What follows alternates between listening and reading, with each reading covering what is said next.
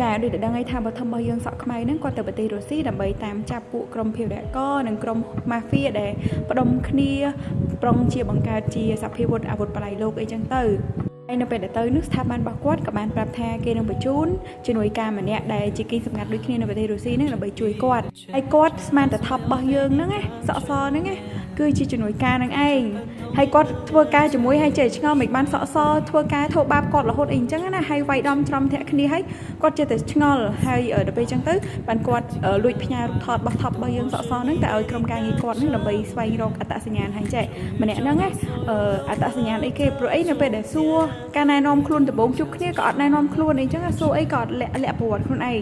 ហើយដល់ពេលអញ្ចឹងទៅក៏គ្នាគាត់ថាហ្នឹងហើយចាំបញ្ញាប់ស្វែងរកហើយបន្ទាប់មកចាំជូនតំណែងតាមក្រោយពេលហ្នឹងគាត់នៅតែជាដៃគូជាមួយសក់សនឹងឯងឆ្លងប្រទេសឆ្លងអីស្វែងរកពួកក្រុមម៉ាហ្វៀដែលផ្ដុំគ្នាបង្កើតជាសភាវុធគេមានលេខកូដគេអីអញ្ចឹងណាចាហើយបន្តមកទៀតបានខាងក្រុមជំនួយការរបស់គាត់នៅប្រទេសកូរ៉េហ្នឹងផ្ញើមកថាចេះអើយពីណាគេហ្នឹងមិនឆាប់ចេញពីម្នាក់សក់សនឹងភ្លាមដឹងម្នាក់សក់សនឹងអត្តសញ្ញាណជាអីអត់ជាម៉ាហ្វៀធំដែលជា psychopath ដែលខាងស្ថាប័នគាត់ថាជួបម្នាក់ហ្នឹងត្រូវទៅជិះចេញឲ្យឆ្ងាយនឹងឯងហើយបឋមយើងគ្រាន់តែលឺពេលហ្នឹងភ្លាមចាប់ដើមមើលទៅថប់ទាំងពេលហ្នឹងគាត់ត្រូវថ្នាំហើយពេលហ្នឹងថប់ក៏ដើរចូលមកល្មមហើយក៏ថប់ដឹងថាបឋមយើងដឹងការពិតហើយខ្ញុំហ្មង psychopath ណារូបចិត្តណាថប់យើងហើយពេលហ្នឹងថប់យើងក៏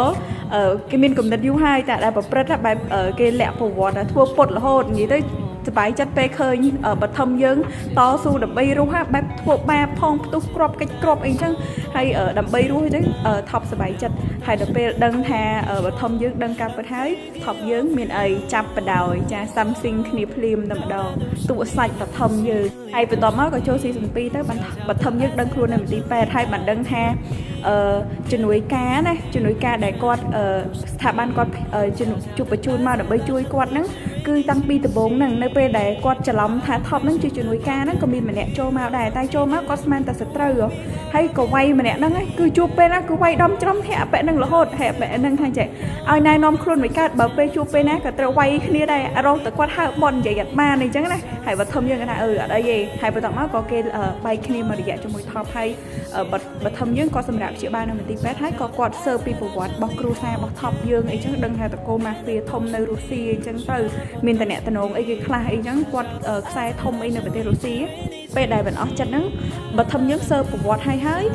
តតបានជាស្រាក់ស្រាលពីខ្លួនផងណាចាគាត់ក៏ត្រឡប់មករកថប់របស់យើងវិញហើយក៏តាមរកលេខកូដអីចឹងហើយគ្នាយើងឃើញអា blueprint នោះគឺជា password កូដដែលថប់របស់យើងប្រងធ្វើជាសភាវុធអីចឹងណាហើយបឋមយើងរកឃើញហើយគម្រាមថប់ចាពេលហ្នឹងថប់របស់យើងក៏បង្ហាញខ្លួនឲ្យប្រាប់ថាអ្នកឯងមិនបាច់ខ្វល់ពី blueprint នេះខ្វល់ពីជីវិតអ្នកឯងទៅធ្វើមិនឲ្យរួចពីដៃខ្ញុំទៅបានអីណែគេឌឺដងដាក់គ្នាហើយវាយគ្នាទៀតហើយវាយហើយបឋមយើងអត់ដែរវាយចាញ់ពីណែគាត់បែបគិញសម្ងាត់ពិសេសដែរតែចាញ់ទៅថប់យើងធ្វើអីក៏អត់ឈ្នះពេលហ្នឹង psychopath ផងអីផងបន្ទាប់មកថប់របស់យើងក៏ចាប់បឋមយើងយកទៅតែម្ដងបែបនៅពេលដែលគាត់មាន something ជាមួយបឋមយើងហើយបានគាត់ដឹងថាបឋមជាមនុស្សពិសេសបែបគាត់អត់បែបណាយចិត្តគាត់អត់ដៃគេងជាមួយមនុស្សស្រីឬក៏គេងជាមួយមនុស្សប្រុសណាលើសពីម្ដងឯងគាត់តែងតែដូរដៃគូរហូតហើយដល់ពេលជួបជាមួយថប់យើងជួបជាមួយបឋមយើងដល់ពេលបានបឋមយើងហើយញៀនតែម្ដងតែដែលគេមាន something ហ្នឹងណាដឹងអត់គ្នាយើងតកូលរបស់គាត់គេមានសាកអក្សរ B ហើយនឹងស្លាកស្នាមអន្ត្រីនៅលើកណ្ដាលទ្រូងអីចឹងកន្លែងណាមួយក៏បានដែរហើយដល់ពេលមាន something ជាមួយបឋមគាត់មានបដាគាត់សាក់រូបហ្នឹងនៅលើគូតបឋមយើងបដាអាប៉ែនោះឈឺផងអីផងហើយវាហត់ពេកតស៊ូលែងឈ្នះថាចង់ធ្វើអីធ្វើទៅថប់យើងបានដៃចាសាក់ហ្នឹងហើយគេពេញចិត្តស្នាដៃគេណាឲ្យតែឃើញបឋមយើងដើរអញ្ចឹងឃើញរូបសាក់នៅកន្លែងសាក់ហ្នឹងគេញញឹមរហូតចាហើយបន្ទាប់មកទៀតគឺបឋមយើងដឹងខ្លួនឡើងគឺអត់ដឹងថាខ្លួនឯងនៅកន្លែងណាដឹងថាមានប្រទេសរុស្ស៊ីគឺថប់យើងចាប់ជិះយន្តហោះយកមកដាក់នៅកណ្ដាលកោះហ្មងពាត់ទៅដោយទឹកសមុទ្រហើយនឹងទឹកកកចាគឺថាចង់បានអូនណាអូននៅទៅត្រូវទៅនៅជាមួយបងហ្មងណាបែបបងចំណាហើយបឋមយើងគឺកំ pl ណាហើយវាធ្វើមិនក៏បានកិច្ចផងអីផងវារកកន្លែងដើម្បីគ្រប់ច្រកលហកដើម្បីចេញពីថប់ហើយថប់វាចេះតែតាមតនហើយថប់អត់ចាំបាច់ហត់នើយដេញតាមចាប់អីទេបឋមយើងធ្វើហត់ទៅដួលសន្លប់អីចឹងទៅថប់យើងឈោមើលចឹងទៅហើយក៏ដើរមកប្រាប់ថាអើយឈប់តែអាកំណត់ឈួតរត់កិច្ចហ្នឹងវាអាចទៅរួចទេ គេមានឈុតស្វីតដែរបន្ទាប់ពីឆ្លោះហើយអីហើយមាន something អីហើយtop របស់យើងក៏គាត់មកកូតអាស្តៀងនឹង viola ស្តៀង violon នឹងឯងដល់ពេលមកកូតចឹងទៅបឋមយើងភ្នាក់កណ្ដាលយប់ឡើងឮសំឡេងភ្លេងស្រាប់តែម្ដងទៅឃើញថាហើយឡើងអត់ដឹងថាមនុស្សហ្នឹងជាមនុស្សរោគចិត្តហ្មងបែបកូត violon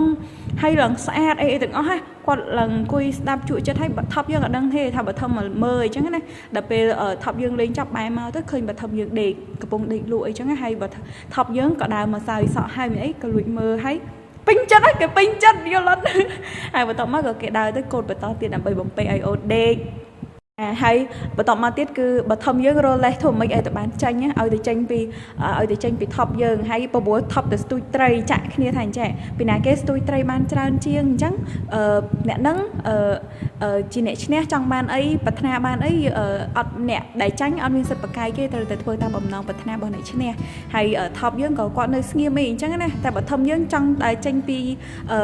ផ្ទះហ្នឹងដើម្បីរកឱកាសដើម្បីរត់នឹងឯងដល់ពេលទៅស្រាប់តែស្ទូចត្រីទៅគាត់បឋមយើងស្ទូចបានត្រីច្រើនហើយគេអួតរហូតថាអ្នកឯងស្ទូចអត់បានត្រីអ្នកខ្ញុំឡើងពេញធុងហើយយើងនេះខ្ញុំឲ្យត្រីអ្នកឯងពីរតែមានដឹងណាថាថប់គេអត់ស្ទូចយកកូនត្រីទេគេស្ទូចយកមេត្រីដើម្បីវះពោះយកកូនត្រីហើយបានឡើងឈ្នះតែម្ដងស្ទូចបានតែត្រីមួយគឺឈ្នះបឋមហ្មងណាហើយបន្តមកទៀតបន្ទាប់ពីចាញ់ហើយបឋមយើងអត់អស់ចិត្តទៀតបបួលទៅទៀតបបួលឲ្យទៅបោបាញ់សัตว์ម្ដងចាបោបាញ់សัตว์ហើយបោបាញ់ក្តាន់ដល់ពេលបាញ់ក្តាន់ហើយ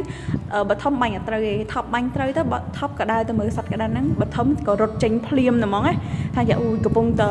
ជក់ដើរទៅមើលក្តាន់អញ្ចឹងទៅឱកាសរបស់យើងត្រូវតែរត់ដើម្បីចូលទីក្រុងរុស្ស៊ីស្រាប់តែមានអីផាច់គ្រប់កំភ្លើងមកហើយថប់យើងបែរមកយ៉ាងសង្ហាប្រាប់ថា